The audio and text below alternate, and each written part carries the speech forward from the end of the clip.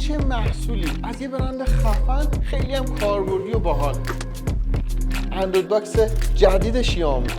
سلام میلاتلی عزیز، امیدوارم حالتون عالی باشه. تو این ویدیو اول به معرفی اندروید باکس میپردازیم برای اونایی که نمیدونن چیه، بعدش هم میام راجع به نسل سوم اندروید باکس شیائومی و جزئیات و اتفاقاتی که توش افتاده صحبت میکنیم. اندروید باکس در واقع یه باکس جادویی، یه باکسی که میتونه سیستم عامل اندروید و همینطور پلی استور گوگل پلی رو روی تلویزیونت بیاره.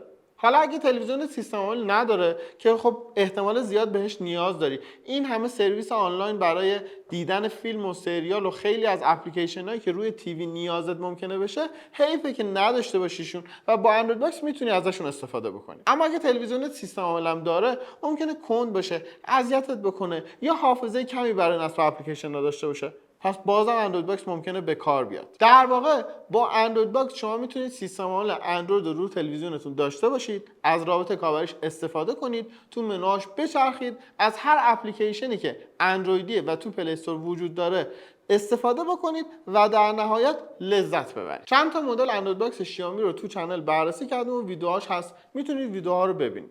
اما مدلی که اینجاست اندروید باکس S نسخه سوم یا نسل سومه که میخوایم بررسیش بکنیم. باید بگم در کل اندروید باکس های شیائومی نسبت به بعضی از رقبای خودشون قوی‌تر و با کیفیت ترن، چون قیمت معمولا مناسبی هم دارن خیلی تو بازار پرطرفدار شدن. حالا میخوایم ببینیم که اندروید باکس نسل جدید میتونه پرطرفدارتر و حرفه‌ای‌تر از قبلی باشه یا نه. داخل جعبه کابل HDMI، کابل برق به همراه آداپتور و همینطور ریموت کنترل وجود داره. خبری از باتری نیست. به نظرم شیائومی همون تغییراتی که تو لوگو داده رو اینجا هم اعمال کرده. در واقع لبه های تیز و خطوط صاف رو اومده حذف کرده و خطوط نرمی رو توی طراحی می باکس استفاده کرده. همین تغییراتی که در ظاهر خیلی کوچیک به نظر میرسن باعث شده که ظاهر مدرن‌تر و بروزهایی داشته باشه و از اون حالت دموده قدیمی خارج بشه. از بغل که به می باکس نگاه بکنید میبینید که قسمت عقبی یک کمی ضخیم‌تر با ضخامت بیشتر طراحی شده و قسمت جلویی نازک‌تره. این طراحی اولا که یه جذابیت ظاهری داده، دوم علتش اینه که توی قسمت پشتی ما پورتا رو داریم که مجبور بوده شیائومی این قسمت رو کمی ضخیم‌تر طراحی بکنه. یه ایرادی که توی همه می باکس‌ها نسل دوم بود این که انگار اینجاشون لک داشت و یه ضعفی توی رنگ یا توی جنس روی بدنه خود دستگاه داشت که این عیبم دیگه رفع شد و حالا خبری از این عیب نیست و خیلی دستگاه سبکتر و شیکتری داریم. پشت دستگاه 3 تا پورت داریم، یه پورت USB، یه پورت HDMI و یه پورت که برای اتصال کابل برقه. زیر دستگاه یه دایره است که به عنوان پایه استفاده میشه، ضخامت کمی داره. یه دونه چراغ یا یه دونه LED خیلی کوچیک هم جلوی دستگاه وجود داره که روشن میشه به رنگ سفید و میتونید که روشن شدن دستگاه رو به این طریق متوجه بشید. اما کنترلش با نسل قبلی هیچ تفاوتی نکرده، کنترل ساده و به نظرم کاربردی. کلیدهای مخصوص اپلیکیشن نتفلیکس و آمازون پرایم و همینطور یوتیوب، یک کلید مخصوص باز کردن کل منو برای اپلیکیشن ها و وایس اسیستی که کمکتون میکنه با کنترل صحبت بکنید و کاری که میخواید رو بکنه. خیلی هم قوی این کارو میکنه و باید بگم اتصال کنترل به دستگاه از طریق بلوتوثه که حسنش یا مزیتش این میشه که شما فرقی نداره که تو چه جهتی کنترل رو بگیرید. خب یکی از مهمترین ویژگی‌های اندروید باکس اینه که از چه کیفیت تصویر و چه کیفیت صدایی پشتیبانی میکنه. باید بگم این دستگاه میتونه تصاویر 4K رو پخش بکنه، میتونه تصاویر اولترا HD رو پخش بکنه، از HDR10 پلاس هم پشتیبانی میکنه و از فناوری دالبی ویژن هم پشتیبانی میکنه. علاوه بر اینا تو صدا به واسطه داشتن دالبی اتموس میتونه بهترین تجربه شنیداری شما رو رقم بزنه. مطمئنا میدونید که همه ویژگی‌هایی که بهتون گفتم منوط به اینه که هم تلویزیونتون این پشتیبانی‌ها رو داشته باشه، همین که اون فایلی که در حال دیدنش هستید این ویژگی‌ها رو داشته باشه. بریم سراغ پردازنده داخلی دستگاه. قلب تپنده که به نظرم بیشترین تاثیر رو توی روونی و تجربه استفاده شما توی هر دستگاهی به وجود میاره. باید بگم یه پردازنده 64 بیتی 4 هسته‌ای داخل دل این اندروید باکس وجود داره. خود شیائومی میگه تو قسمت CPU 25% قوی‌تر و پرسرعت‌تر عمل میکنه، اما GPU 130% بهتر و قوی‌تر نسبت به نسل قبلی کار میکنه. این دقیقاً همون ویژگیه که تفاوت یه اندروید باکس با کیفیت رو با تلویزیون‌های میانرده و حتی پرچمدار به وجود میاره. چیزی که تو اون تلویزیون ها احتمالاً احساس میکنید اینه که بعد از این مدت ممکنه کند بشن، روون باهاشون نمیتونید کار بکنید، لگ و تأخیری دارن که تو کار کردن اذیتتون میکنه و در نهایت حس و حالتون رو میگیره وقتی دارید باهاش کار میکنید. برعکس تو اندروید باکس انقدر روون و پرسرعت میتونید کار کنید، توی اپلیکیشن ها ورق بزنید، توی پلتفرم های مختلف برید و استفاده کنید ازشون که این جذابیت روز به روز به استفاده بیشتر شما کمک میکنه. شیائومی اومده از جدیدترین نسل وای فای تو این دستگاه استفاده کرده، وای فای 6 که از فناوری OFDMA و همینطور MU میمو پشتیبانی میکنن. این دو تا فناوری هم کمک میکنه که بهترین سرعت ممکن رو داشته باشه و کاهش تاخیر توی ارتباطات وایرلس اتفاق بیفته. یه نکته که باید بهش دقت بکنیم اینه که درست از اندروید استفاده میکنیم اما در واقع از گوگل تیوی داریم استفاده میکنیم. اندرویدی که مخصوص تلویزیون بهینه‌سازی شده. تمام اپلیکیشن ها برای صفحه بزرگ تلویزیون طراحی و بهینه شدن.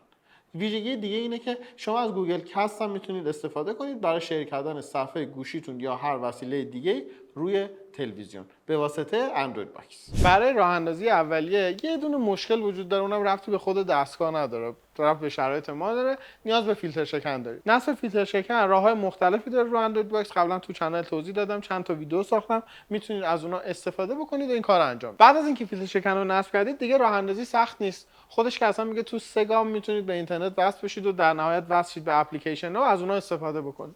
منو خیلی ساده ای داره. توی تنظیمات شما اکانتتون رو ست میکنید و دستگاه میاد بالا. باید ریموت کنترل هم با دستگاه ست بکنید. میتونید این کار رو انجام بدید که باهاش بتونید خود تلویزیون هم کنترل بکنید و در واقع کم و زیاد کردن صدا یک جا و سینک انجام بشه. بعدش میاد توی منو و رابط کاربری اندروید، جایی که به نظرم خیلی راحت و کاربردی همه چی چیده شده. قسمت اپلیکیشن ها، دسته‌بندی‌هایی که وجود داره خیلی مستقیم شما رو سریع میرسونه به اون اپلیکیشنی که دلتون میخواد. سرعت رو دارید میبینید که چقدر سریع و خوب میتونید از منو استفاده بکنید و از قسمت اپلیکیشن ها، لایبرری که وجود داره و همینطور هومتون که چیدمانش توسط خودتون قابلیت شخصی سازی و تغییر هم داره. توی تنظیمات تو قسمت بلوتوث یه نکته که میخوام بهتون بگم اینه که شما قابلیت اتصال موس و کیبورد هم دارید، هم به صورت بلوتوثی هم به صورت دانگل. میتونید دانگلش رو به پورت یو اس بی دستگاه متصل بکنید و از اون استفاده کنید. نسخه بلوتوث این دستگاه 5.2، اون پورت یو اس بی استفاده و کاربرد دیگه‌ای هم داره. میتونید حافظه های جانبی و اکسترنال رو بهش متصل بکنید و اینطوری کلی قابلیت حفظ و ذخیره سازی هر چیزی که دوست دارید و روی هارد اکسترنال یا فلش دارید. از اپلیکیشنی که برای دیدن ایمیلاتون هست گرفته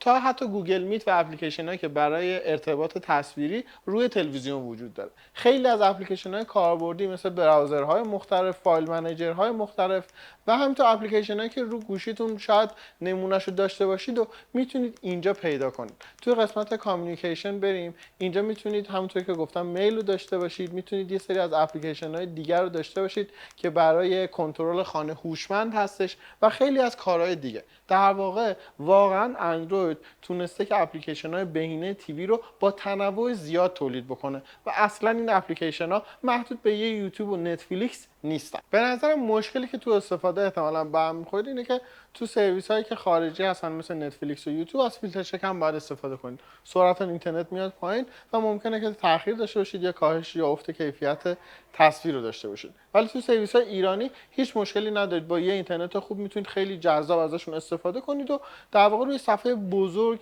خیلی از سریال ها و فیلم ها رو ببینید. رسیدیم به جمع‌بندی هیلاتلی. اول از همه باید بگم الان که تقریبا 18 تیر ماه 1404 قیمت این اندروید باکس حدود 5 میلیون تومانه. قیمتی که فقط 500-600 هزار تومان نسبت به نسل قبلی گرونتر شده و با توجه به این قیمت باید مجموع ویژگی‌هاشو بررسی بکنیم. بعضی از مشخصات و ویژگی‌ها با نسل قبلی تفاوت زیادی نداشت. مثلا تصویر 4K یا ویژگی‌هایی که مربوط به صدا هست با نسل قبلی یکسان بود. اما چیزی که خیلی اهمیت داره مربوط به هسته مرکزیه، مثل قدرت جی پی یو، سرعت سی پی یو و همینطور حافظه داخلی بیشتر شده و قوی تر شده که به نظرم باعث میشه ارزش خرید نسل سوم خیلی بالا بره. با تفاوت قیمت کمی که بین نسل دوم و سوم وجود داره، اصلا منطقی نیست کسی می باکس سکند جنریشن رو بخره. خیلی منطقی تر و مغروم به صرفه تره که می باکس ترد جنریشن رو بخرید. می باکسی که کیفیت بهتری بهتون ارائه میده، سرعت زیادتری داره و تعداد اپلیکیشن بیشتری میتونید روش نصب بکنید و اختلاف قیمتش هم خیلی کم. دمتون گرم که ویدیو رو تا اینجا دیدید. امیدوارم این راهنمای خرید می باکس به کارتون اومده باشه.